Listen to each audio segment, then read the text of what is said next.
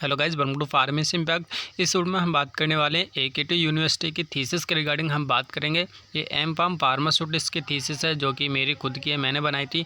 तो कैसे इसे लिखना होता है, क्या फॉर्मेट है इसका और क्या क्या चीज़ें इसमें अटैच करनी होती हैं, तो पूरी डिटेल बताने वाला हूँ इस वीडियो में। तो वीडियो को तक जरूर देखेगा और जो बच्चे चैनल पर नए हैं तो चैनल को जरूर सब्सक्राइब कर लीजिएगा, क्योंकि ऐसी वीडियो में मैं सर लेकर आते रहता हूँ फार्मा से रिलेटेड, फार्मा वैकेंसी से रिलेटेड। तो चलिए वीडियो स्टार्ट करते हैं। तो ये थीसिस का फ्रंट पेज होता है और यहाँ पर जो टाइटल था मेरा वो है formulation, evaluation and stability study of ethosomes containing beta sitosterol for atopic dermatitis.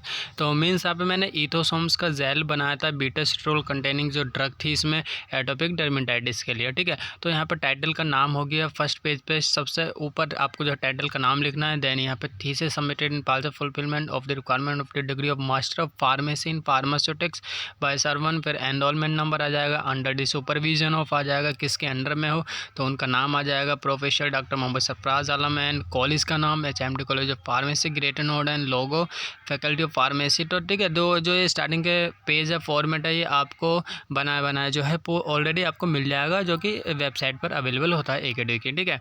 तो ये फर्स्ट पेज है। सेकेंड पेज में आपको दिखा देता हूँ। फिर यहाँ पर आ जाता है डिक्लेरेशन, ठीक है। ये भी आपको ऑलरेडी बना हुआ जो है मिल जाएगा आपको, ठीक है। आपको लिखने की कोई ज़रूरत नहीं है, ठीक है। सिर्फ आपको कॉपी पेस्ट करना है। यहाँ पे सिर्फ आपको जो है अपना टॉपिक का नाम जो है मेंशन कर देना है, अपना नाम, रोल नंबर, ब्रांच, ठीक है, कॉलेज और सिग्नेचर आपके हो जाएंगे, ठीक है।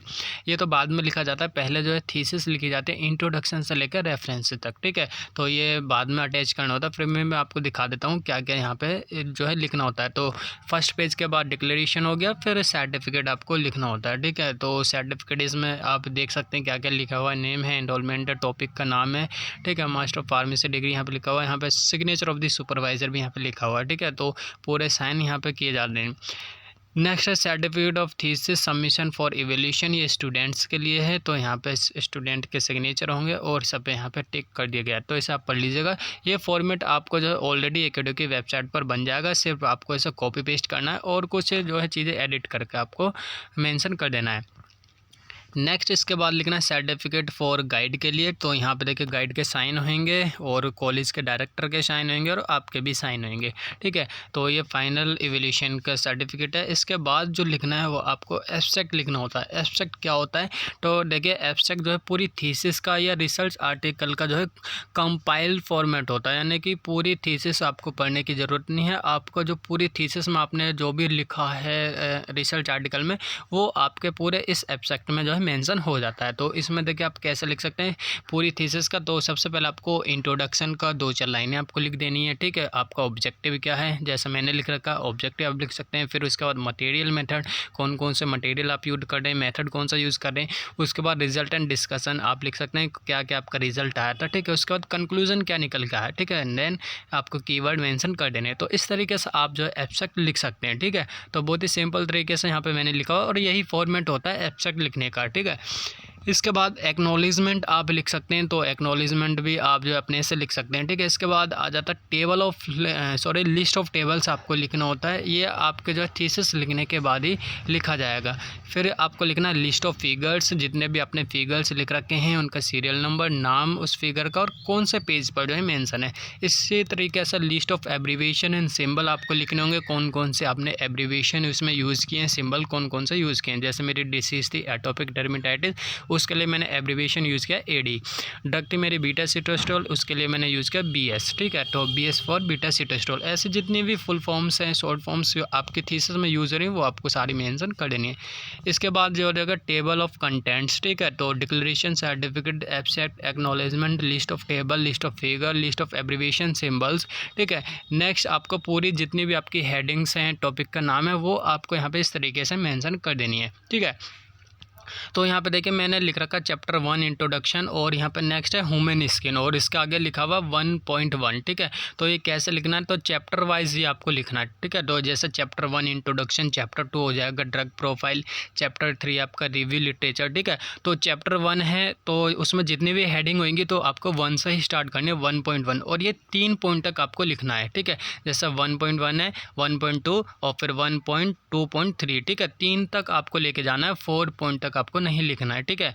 ऐसे ह्यूमन स्किन से लिखा 1.1, फिर ह्यूमन स्किन के अंदर सब हेडिंग है तो उसका नंबरिंग मैंने किया 1.1.1, ठीक है। तो 3 तक यहाँ पे लिखना है। फिर उसके नेक्स्ट हेडिंग है 1.1.2, ठीक है। इस तरीके से आपको लिखना है और पेज नंबर आपको यहाँ पे मेंशन लिख देना है, ठीक है। तो ये चैप्टर 1 हो गया। चैप्टर 2 देखें, यहाँ पे मैंने लिखा ड्रग एंड एक्सिपेंट प्रोफाइल, ठीक है। तो चैप्टर 2 है तो 2.1 से आपको स्टार्ट करना है। तो फर्स्ट ड्रग के बारे में मैंने लिखा, फिर एक्सिपेंट्स के बारे में लिखा 2.1, 2.2, ठीक है। इस तरीके से चैप्टर 3 रिव्यू लिटरेचर हो जाएगा। चैप्टर 4 में एम एन ऑब्जेक्टिव हो जाएगा, तो 4.1 हो गया, 4.2 ऑब्जेक्टिव हो गया। चैप्टर 5 यहाँ पे मटेरियल मेथड हो गया, तो 5.1, 5.2, 5.3 जितनी भी हेडिंग है वो आपको यहाँ पे मेंशन कर देनी है, ठीक है। तो AKTU का फॉर्मेट है, इसी तरीके से आपको जो थीसिस लिखनी है, ठीक है। तो ये तो इंडेक्स का पार्ट हो गया, मैं आपको आगे भी दिखाऊंगा और कैसे में लिखना है, कैसे चीज़ें लिखी जाती हैं। चैप्टर 7 हो गया, लास्ट चैप्टर है समरी एंड कंक्लूजन, ठीक है। तो यहाँ पे आपको रेफरेंस मेंशन करने होते हैं, ठीक है। पेपर पब्लिकेशन आपको लिखना होगा, उसके बाद समरी एंड कंक्लूजन के बाद कॉन्फ्रेंस सर्टिफिकेट आपने जितने अटेंड किए, सबसे पहले आपको इंटरनेशनल कॉन्फ्रेंस आपको लगानी है, फिर उसके बाद नेशनल कॉन्फ्रेंस आपको सर्टिफिकेट जो है वो आपको लगा देना है। उसके बाद प्लेगरिज्म रिपोर्ट भी आपको लगाना होता है, कितने % आपकी थीसिस में प्लेगरिज्म है। लास्ट में आपको जो है रिज्यूम भी मेंशन करना होता है, तो यहाँ पे मैंने रिज्यूम मेंशन नहीं किया है, ठीक है। लेकिन ये कंपलसरी होता है, AKTU की जो एक गाइडलाइन है उसमें मेंशन किया हुआ है कि आपको रिज्यूम भी अटैच करना है, ठीक है। तो यहाँ से स्टार्ट हो जाता है चैप्टर 1, ठीक है। तो चैप्टर 1 पे देखिए यहाँ पे नंबरिंग लिखा हुआ 1 नंबरिंग, तो इस पेज पर जो है नंबरिंग नहीं लिखनी होती है। नंबरिंग जो होती है इंट्रोडक्शन से स्टार्ट होती है, ठीक है। तो PDF की वजह से यहाँ पे नंबरिंग आ रहा है, ठीक है। तो आपको कैसा करना, जो चैप्टर वाइज है, chapter 1 introduction, chapter 2 drug profile, chapter 3, तो इनकी जो है अलग PDF बनानी है, 6-7 पेजेस की PDF बनेगी, उसको आप अलग से प्रिंट आउट करा सकते हैं, जिससे कि इन पेज पर जो है नंबरिंग नहीं आएगी, ठीक है। तो इस तरीके से आप लिख सकते हैं। यहाँ पे इंट्रोडक्शन स्टार्ट हो जाएगा, ठीक है। तो यहाँ पे मैंने एटोपिक डर्मेटाइटिस के लिए जो है इथोसोमल जेल बनाया था बीटासेटोस्ट्रोल का, तो यहाँ पे उसके बारे में यहाँ पे मैंने लिखा। तो इंट्रोडक्शन यहाँ पे मैंने ह्यूमन स्किन से जो है यूज़ किया, क्योंकि जेल जो है हम स्किन्स पे लगाएंगे, तो स्किन को मैंने डिफाइन किया सबसे पहले, ठीक है। और ये जो कहाँ से लिखना होता है, ये रिव्यू आर्टिकल या रिसर्च आर्टिकल्स में से ही देखकर लिखना होता है, ठीक है। तो अगर आप खुद से भी लिख सकते हैं अपनी लैंग्वेज में, अगर आप नहीं लिख पा रहे हैं ना तो काफ़ी सारे सॉफ्टवेयर्स होते हैं, उनकी हेल्प से जो है आप जो है लिख सकते हैं, ठीक है। और जहाँ से भी आप लिखेंगे, जिस पेज से आप लिखेंगे उसका आपको रेफरेंस जो है लिख देना है, जैसा मैंने इस पेज में जो है लिख रखा है, और नंबरिंग भी यहाँ पे मैंने लिख रखी है। तो थोड़ा सा जूम करके मैं आपको दिखा देता हूँ। तो यहाँ पे देखिए फिगर्स भी यहाँ पे मैंने अटैच कर रखा है, जिस फिगर को भी आप जिस पेपर से लगाएंगे उसका रेफरेंस और नंबरिंग यहाँ पे मेंशन जरूर करनी है। फंक्शन ऑफ स्किन्स हो गया, layer of skins, epidermis, dermatitis, ठीक है। एपिडर्मिस डर्मेटाइटिस आ गया, इसके बाद टाइप्स ऑफ डर्मेटाइटिस के होते हैं, ठीक है। फिर यहाँ से स्टार्ट हुआ मेन एटोपिक डर्मेटाइटिस, जो कि मैंने डिसीज़ यूज़ करी अपनी, ठीक है। इस डिसीज़ के लिए इथोसोमल जेल मैंने बनाया, ठीक है। तो अब आप यहाँ पे जो है अपनी प्रॉपर डिसीज़ के बारे में लिख सकते हैं, ठीक है। और जो भी पिक्चर आप लगाएंगे उसका रेफरेंस ज़रूर मेंशन करना है और नंबरिंग आपको कर देनी है, ठीक है। तो इस तरीके से जो है आप लिखना है, पूरी डिटेल आपको इंट्रोडक्शन में आपको लिखनी है। इंट्रोडक्शन का पार्ट जो है ज़्यादा बड़ा होता है, क्योंकि जो चैप्टर 1 है इंट्रोडक्शन का वो ज़्यादा पेजेस का होता है, ठीक है, क्योंकि उसमें सारी डिटेल मेंशन आपको कर देनी होती है, ठीक है। यहाँ पर कॉजेज बैक्टीरिया ऑफ AD हो गया, सिम्टम्स मैंने यहाँ पर बताए हैं, एडिशनल फैक्टर, ट्रीटमेंट क्या है इसका, ठीक है। प्रेजेंट एटोपिक डर्मेटाइटिस के ट्रीटमेंट के क्या अप्रोचेस हैं, नैनोवेसिकल्स क्या होते हैं, इंपॉर्टेंट क्यों है, इथोसोम्स क्या होते हैं, इसका स्ट्रक्चर कैसा होता है, ठीक है। कैटेगरीज क्या होती है इथोसोम्स की, मैकेनिज्म ऑफ ड्रग पेनिट्रेशन, ठीक है। पूरी डिटेल इसी तरीके से आपको स्टेप बाय स्टेप जो है लिख देनी है। फिर एडवांटेजेस ऑफ इथोसोम्स के, अगर आप बना रहे हैं तो उसके एडवांटेजेस क्या हैं, डिसएडवांटेजेस ऑफ इथोसोम्स, इसके डिसएडवांटेजेस क्या हैं। तो देखिए डिसएडवांटेजेस जो आपको कम ही लिखने हैं, क्योंकि जो भी चीज़ आप फॉर्मुलेशन बना रहे हैं उसके जो है साइड इफेक्ट्स कम हो, डिसएडवांटेजेस कम हो, ठीक है। अगर ज़्यादा होंगे उसके डिसएडवांटेजेस तो उसका बनाने का कोई फ़ायदा नहीं होगा, ठीक है। तो डिसएडवांटेजेस आपको कम रखने, ऐसी फॉर्मुलेशन बनाइएगा जिसके डिसएडवांटेजेस कम हो। नेक्स्ट है एप्लीकेशन ऑफ इथोसोम्स, यहाँ पे बना दिया है, यहाँ पे एप्लीकेशन बताया गया है। नेक्स्ट कंपोजिशन, कौन कौन से कंपोजिशन होते हैं इथोसोम्स को बनाने के लिए, कौन कौन से मेथड्स होते हैं, यहाँ पे मेथड्स बना दिया है, ठीक है। डायग्रामेटिकल की यहाँ पे पिक्चर अटैच कर दिया था कि ये मेथड है, ठीक है। हॉट टेक्निक हो गया, कोल्ड टेक्निक हो गया, और सबका रेफरेंस मेंशन करते हुए आपको चलना है। नेक्स्ट आ जाता है चैप्टर 2, जिसमें ड्रग एंड एक्सिपिएंट प्रोफाइल्स के बारे में बताया गया और इसी तरीके से आपको लिखना है स्टेप बाय स्टेप्स, और जिस पेज के बाद जो भी चीज़ें लिखी हुई हैं मेंशन करना है आपको इसी तरीके से लिखना, चाहे वो आपकी M.Pharm फार्मास्यूटिक्स से हो, फार्मास्यूटिकल एनालिसिस से हो, मेडिसिनल केमिस्ट्री से हो, फार्माकोग्नोसिस हो, किसी भी सब्जेक्ट से हो, ठीक है, इसी तरीके से आपको लिखना है। नेक्स्ट अगर ड्रग एंड एक्सिपिएंट प्रोफाइल, कौन कौन से आप ड्रग और एक्सिपिएंट्स यूज़ कर रहे हैं अपनी फॉर्मुलेशन को बनाने के लिए, वो आपको पूरी ड्रग के जो है वो आपको यहाँ पे मेंशन कर देना है, यानी कि ड्रग कौन से यूज़ किए उसके पूरे डिटेल आपको लिखना है ड्रग के बारे में, जिस तरीके से मैंने यहाँ पे लिख रखा है। नेक्स्ट है एक्सिपिएंट्स हो गया, सोयल एक्सिपिएंट मैंने यहाँ पे लिया है तो पूरी डिटेल यहाँ पे आपको लिख देनी है, कोलेस्ट्रॉल, ठीक है, यहाँ पे इस तरीके से प्रोपाइलिन ग्लूकोल, और यहाँ पे नंबरिंग भी जैसे मैंने बताई थी कि चैप्टर 2 में है तो 2.1 2.2 इस तरीके से आपको लिखना है। टेबल अगर है तो टेबल 2.1 2.2 2.3 इस तरीके से आपको लिखना है, और फिगर है तो फिगर में FIG लिखना है, FIG.1, ठीक है, 1.1 1.2 इस तरीके से आपको लिखते हुए चलना, और यहाँ पे देखिए रेफरेंस भी आपको मेंशन करने पड़ेंगे। इसी तरीके से आ गया next excipient methyl alcohol Carbopol हो गया, जो कि जेलिंग एजेंट है, पॉलीमर है, ठीक है। अब आ जाएगा next chapter 3 review of related literature, ठीक है, तो ये लिखना होता है कि आपने किन किन आर्टिकल्स में से जो है आपने लिखा है, तो यहाँ पे जो है रिव्यू लिटरेचर जो लिखना है सबसे स्टार्टिंग का जो करंट पेपर है उसके बारे में आपको लिखना है, यानी कि जैसा 2024 चल रहा है तो मैंने 2023 का सबसे पहले मेंशन किया, फिर 2022 का, फिर 2021 का, फिर 2020, इस तरीके से जो है आपको लिखते हुए जाना है, ठीक है। कम से कम 15 से 20 रिव्यू लिटरेचर आपको लिख देने हैं, ठीक है। तो यहाँ पे आप देख सकते हैं जिस तरीके से मैंने यहाँ पे मेंशन कर रखे हैं। नेक्स्ट चैप्टर स्टार्ट हो जाएगा चैप्टर 4 एम एंड ऑब्जेक्टिव, और नंबरिंग भी इसी तरीके से आपको देनी है 4.1 4.2, चैप्टर 4 है तो 4.1 4.2, और एम एंड ऑब्जेक्टिव में आपका हो जाएगा एम क्या है, क्या आप बना रहे हो, ठीक है, आपका एम क्या है। ऑब्जेक्टिव में हो जाएगा कि आप किन पैरामीटर्स पर जो है आप अपनी फॉर्मुलेशन बनाने वाले, कौन कौन से स्टेप्स हैं, तो वो आपको ऑब्जेक्टिव में लिख देने हैं, ठीक है, तो आप इसे देख लीजिएगा। नेक्स्ट चैप्टर स्टार्ट हो जाएगा मटेरियल एंड मेथड में, मटेरियल में कौन कौन सा आप इंग्रेडिएंट यूज़ कर रहे हैं, कौन सा मेथड आप बनाने वाले हैं और कैसे बनाने वाले हैं, वो पूरी डिटेल आपको लिख देनी है, यानी कि ड्रग एंड केमिकल्स के बारे में हो गया, आपने ड्रग और एक्सिपिएंट्स आपने कहाँ से परचेज़ किए, कहाँ से जो कलेक्ट किए, फिर उसके बाद इंस्ट्रूमेंट, कौन कौन सा इंस्ट्रूमेंट आपके प्रोजेक्ट में यूज़ हो रहे हैं, फिर प्री फॉर्मुलेशन स्टडीज़, कौन कौन सा प्री फॉर्मुलेशन स्टडीज़ कर रहे हैं, ठीक है, और then preparation of drug loaded ethosomes, जो आप फॉर्मुलेशन बना रहे हैं कैसे आप बनाने वाले हैं, ठीक है, इसमें भी आपको रेफरेंस मेंशन कर देना है। फिर कंपोजिशन क्या है, ठीक है, कौन कौन सा इंग्रेडिएंट यूज़ किया और कंपोजिशन कितनी कितनी क्वांटिटीज़ में जो है आप अपने इंग्रेडिएंट की जो है वो ले रहे हैं, ठीक है। देन जेल में कन्वर्ट, अगर जेल बना रहे हैं तो उसे जेल में कैसे कन्वर्ट कर रहे हैं, ठीक है। तो ये टॉपिक आपका जो है डिफरेंट हो सकता है, कोई टेबलेट भी बना सकता है, कोई सनस्क्रीन लोशन बना रहा है, कोई शैम्पू बना रहा है, ठीक है। तो टॉपिक डिपेंड करता है आपका टॉपिक क्या है, तो उसी के अकॉर्डिंग आप जो है ऐसे लिख सकते हैं।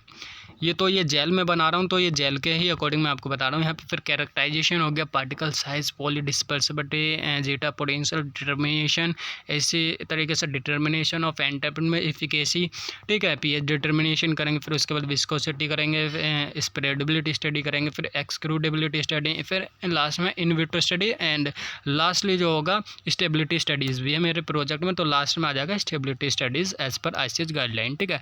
तो कैसे कैसे आप करेंगे, कौन कौन से मेथड यूज़ करेंगे, वो सारा मटेरियल मेथड में जो है आ जाएगा, ठीक है। लास्ट जो फाइनल चैप्टर होगा, फाइनल तो नहीं है, रिजल्ट एंड डिस्कशन, और उसके बाद आएगा कंक्लूजन। तो ये चैप्टर 6 है, रिजल्ट एंड डिस्कशन। तो रिजल्ट एंड डिस्कशन में आ जाएगा प्री फॉर्मुलेशन स्टडीज़ में आपने कौन कौन से पैरामीटर चेक किए, तो फिजिकल कैरेक्टराइजेशन में कलर एंड ऑर्डर आपने चेक कर लिया, मेल्टिंग पॉइंट आपने चेक किया कितना आया, ठीक है, सॉल्युबिलिटी, कौन कौन से सॉल्वेंट आपने यूज़ किए हैं उनकी सॉल्युबिलिटी कितनी आई है, तो ये सब चीज़ें आपको पता होनी चाहिए, किस मेथड से आपने सॉल्युबिलिटी यूज़ की है, किस मेथड से आपने मेल्टिंग पॉइंट यूज़ किया है, ठीक है, मेल्टिंग पॉइंट आपने चेक किया है, वो सब आपको पता होना चाहिए। Determination of absorption maxima, lambda max आपने कैसा मेज़र किया है, कैसे निकाला है, कैलिब्रेशन कैसे बनाया है, ये सब आपको पता होना चाहिए, क्योंकि प्रेजेंटेशन टाइम में जब आपका वाइवा होगा ये सारी चीज़ें पूछी जाती हैं।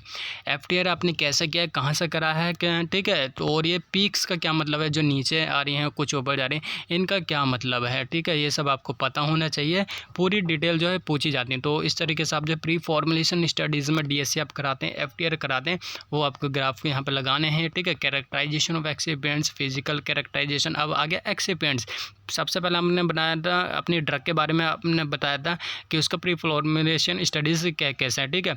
अब बात यहाँ पर आ रही है फिजिकल कैरेक्टराइजेशन के एक्सिपेंट्स के बारे में, ठीक है। सोइल लैक्टेशन और कोलेस्ट्रॉल यहाँ पे मैंने यूज़ किया है एज एक्सिपेंट, उनका कलर क्या है, ठीक है, और ये मेल्टिंग पॉइंट कितना है, सोलबिलिटी कितनी आ रही है, तो ये सारा आपको बता देना है अपना ड्रग का भी और एक्सिपेंट्स का भी। अगर है तो आप लिख सकते हैं, नहीं है तो कोई भी जो है दिक्कत वाली बात नहीं है। तो यहाँ पे मैंने FTR एंड DSC कराया था, तो पूरी डिटेल यहाँ पे मैंने मेंशन कर रखी है।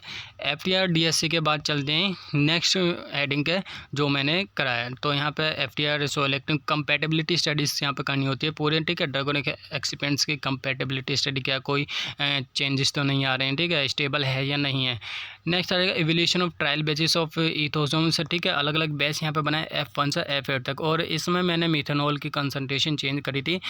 F1 में 15%, F2 में 20%, इस तरीके से मैंने F8 तक जो है कंसंट्रेशन चेंज करके इथोसोम्स बनाया था। तो यहाँ पे आप पिक्चर लगा सकते हैं जो भी आपने फॉर्मुलेशन बनाई है, ठीक है। माइक्रोस्कोपी आपको चेक करना पड़ेगा, वेसिकल साइज़ कितना है, ठीक है, F1 से F8 तक। पॉली डिस्पर्सिबिलिटी पूरी रीडिंग्स जो है आपको मेंशन करनी पड़ेंगी, और रिजल्ट आपको भी लगाना पड़ेगा। इसे लगा भी सकते हैं, नहीं भी लगा सकते हैं, ठीक है, ठीक है। तो ये बाहर से रिपोर्ट करानी होती है। ओनिज्म health care private limited company होती है, एक मालवर्न भी होती है, ठीक है। यहाँ से आप टेस्टिंग करा सकते हैं, ठीक है। और अपने गाइड के अंडर में उनके कॉन्टैक्ट्स होते हैं, उनसे भी आप टेस्टिंग करा सकते हैं। नेक्स्ट जीटा पोटेंशियल ड्रग इंटरपेनिफिकेसी का ये डायग्राम हो गया, ठीक है। यहाँ पे कंपैरिजन बता दिया F3 F4 में सबसे ज़्यादा किसकी जो है ड्रग इंटरपेनिफिकेसी है, तो F4 की सबसे ज़्यादा हुई है। तो यहाँ पे फिर F4 के लिए हमने टैम की इमेज यहाँ पे करा ली। इवेल्यूशन, अब कौन कौन से इवेल्यूशन पैरामीटर्स हैं, जेल तो बन गया, हमने चेक कर ली, ठीक है।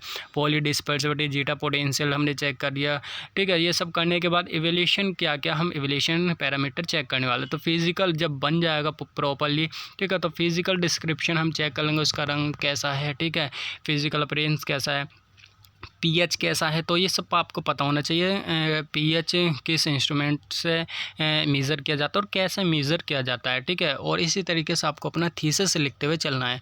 विस्कोसिटी आप किस इंस्ट्रूमेंट से यूज़ कर रहे हैं और कैसे आपने जो है इसे मेज़र किया, स्प्रेडेबिलिटी कैसे यूज़ करिए, किस मेथड से आपने यूज़ किया है, पूरी प्रॉपर डिटेल आपको पता होना चाहिए। अगर आप थीसिस लिख रहे हैं तो इसको साथ के साथ पढ़ते हुए ज़रूर चलिएगा, क्योंकि यही आपके क्वेश्चन जो है वाइवा में पूछे जाएंगे। एक्सेप्टेबिलिटी हो गया कि एक्सेप्टेबिलिटी कैसे आपने करी है, किस मेथड से आपने यूज़ करी, ये भी आपको पता होना चाहिए। ड्रग कंटेंट यानी कि जितना भी थीसिस में आपने लिखा है A to Z आपको सारी चीज़ें आपको पता होनी चाहिए। लास्ट आ गया इन विट्रो परमिशन स्टडीज़ में आपने कैसे किया, ड्रग रिलीज़ के लिए करने के लिए होता है कितना % आपका ड्रग रिलीज़ होता है, कितने इंटरवल पर। तो यहाँ पे मैंने 18 आवर तक जो है अपना ड्रग रिलीज़ चेक किया था। तो यहाँ पर चेक सकते हैं F4 की जो है सबसे ज़्यादा 18 आवर में 80.27 जो % ड्रग रिलीज़ हुई है, ठीक है। ग्राफ हो गया, स्टेबिलिटी स्टडीज़ होगी 4 डिग्री सेल्सियस पर यहाँ पे चेक करी गई है और 25 डिग्री सेल्सियस पर यहाँ पे चेक करी गई है। तो यहाँ पे आप देख सकते हैं, ठीक है। तो इस तरीके से आपको लिख देना, पूरा रिजल्ट वाला पार्ट जो कंप्लीट हो जाएगा। नेक्स्ट चैप्टर है वो है समरी एंड कंक्लूजन। यहाँ पे आप समरी भी लिखना चाहें तो लिख सकते हैं, नहीं तो डायरेक्ट आप कंक्लूजन लिख सकते हैं, ठीक है। समरी में वही सेम चीज़ आ जाएगा कि आपने डिसीज़ क्यों लिए, कौन कौन से पैरामीटर हैं, ठीक है, इसका करंटली ट्रीटमेंट क्या है, ठीक है।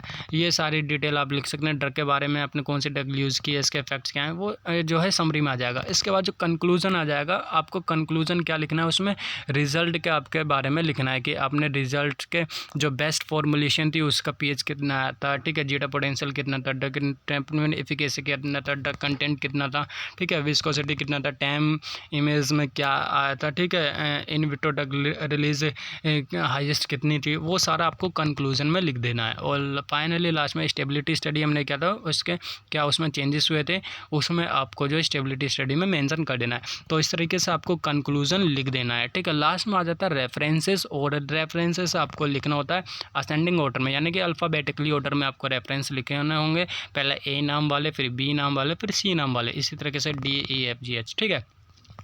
और रेफरेंसेस कम से कम जो है थीसिस में आपके 50 से 60 होने ही चाहिए, कम से कम ये बता रहा हूँ, और मैक्सिमम आपके 100-120 तक आप कर सकते हैं, ठीक है। तो यहाँ पे मेंशन जो मेरे 70 रेफरेंसेस जो हैं यहाँ पे मैंने मेंशन कर रखे हैं, तो इस तरीके से आप जो लिख सकते हैं। इसके अलावा रेफरेंस के बाद जो है थीसिस जब आपकी कंप्लीट हो जाती है तो कुछ बच्चे होते हैं अपने स्कोपस में आर्टिकल जो है पब्लिश करा देते हैं, ठीक है, दे देते हैं, तो उसका एक्सेप्टेंस लेटर मिल जाता है, ठीक है। अगर एक्सेप्टेंस लेटर मिल जाता है आपको तो अच्छी बात है, उससे आप फिर यहाँ पे मेंशन कर दीजिएगा। तो यहाँ पे मैंने African journal of biological science में यहाँ पे मैंने करा था तो एक्सेप्ट हो गया था, तो यहाँ पे मैंने जो है अपना एक्सेप्टेंस लेटर लगा रखा। अगर नहीं होता है तो एक्सेप्ट, तो आप इसे मत लगाइएगा, कोई बात नहीं। और तो जब वाइवा आपका होगा तो वहाँ आप बता सकते हैं कि मेरा स्कोपस में जो है आर्टिकल रेगुलेट हो रखा है, ठीक है, लेकिन अभी एक्सेप्ट नहीं हुआ है, ठीक है, तो आप बता सकते हैं, ठीक है। इसके बाद जो है इंटरनेशनल कॉन्फ्रेंस आपको लगानी होती हैं, ठीक है। सबसे पहले इंटरनेशनल जो आपने प्रेजेंट कर रखी हैं वो वाली आपको लगानी है, फिर डेलीगेट वाली आपको लगानी है, ठीक। उसके बाद नेशनल कॉन्फ्रेंस आपको लगा देनी है, ठीक है। जितनी भी आपने अटेंड कर रखे हैं वो सारी आपको लगा देनी है, ठीक है, आप देख पा रहे होंगे। उसके बाद थीसिस रिपोर्ट लगती है, प्लेगरिज्म रिपोर्ट, ठीक है, कितना % आपका प्लेगरिज्म रिपोर्ट आया। तो ये फर्स्ट पेज है प्लेगरिज्म रिपोर्ट का। फिर सेकंड पेज है ये जहाँ पे परसेंटेज लिखा होता है कि इतना % जो है प्लेगरिज्म रिपोर्ट आया है। उसके बाद लास्ट वाला पेज जो है प्लेगरिज्म रिपोर्ट का जो सबसे लास्ट वाला रिपोर्ट है, यहाँ पे एक्सक्लूड क्यूट्स ऑन, यहाँ पे लिखा है exclude matches off and exclude bibliography on, ठीक है। तो लास्ट वाला पेज जो है यहाँ पे आपको मेंशन कर देना, और लास्ट में जो है रिज्यूम भी अटैच करना होता है, ठीक है। तो ये पूरी थीसिस है जो मैंने आपको बताया कि किस तरीके से आप लिख सकते हैं, ठीक है। और इसी तरीके से और इसी फॉर्मेट में आपको सारी चीज़ें लिखनी है और सारी चीज़ें जो है आपको अटैच कर देनी है, ठीक है। और इसके अलावा कोई और भी अगर आपके पास डाउट्स हो, कोई भी क्वेश्चंस हो तो कमेंट करके ज़रूर बता दीजिएगा, मैं आपका रिप्लाई कर दूँगा, पूरी हेल्प करूँगा आपको थीसिस लिखवाने में, ठीक है। अगर कोई टॉपिक से रिलेटेड भी कोई डाउट्स है कि आपको समझ नहीं आ रहा है कि कौन सा टॉपिक चूज़ करें या किस टॉपिक की नोवेलिटी है या नहीं है, तो पूरी डिटेल मैं आपको बता दूंगा, कमेंट ज़रूर कर दीजिएगा, मैं आपकी पूरी हेल्प करूंगा, ठीक है। और यही था इस वीडियो में जो मेरे को आपको बताना था। अगर वीडियो अच्छी लगे तो लाइक ज़रूर करिएगा, शेयर करिएगा, चैनल को सब्सक्राइब करना मत भूलिएगा, क्योंकि ऐसी वीडियो में मैं से लेकर आता रहता हूँ, काफ़ी मेहनत लगती है वीडियो बनाने में, और सपोर्ट ज़रूर करिएगा। इस वीडियो में नहीं, नेक्स्ट वीडियो में जल्दी मिलूँगा ऐसे ही नए इंटरेस्टिंग टॉपिक के साथ, नई वैकेंसी के साथ। तब तक के लिए थैंक यू।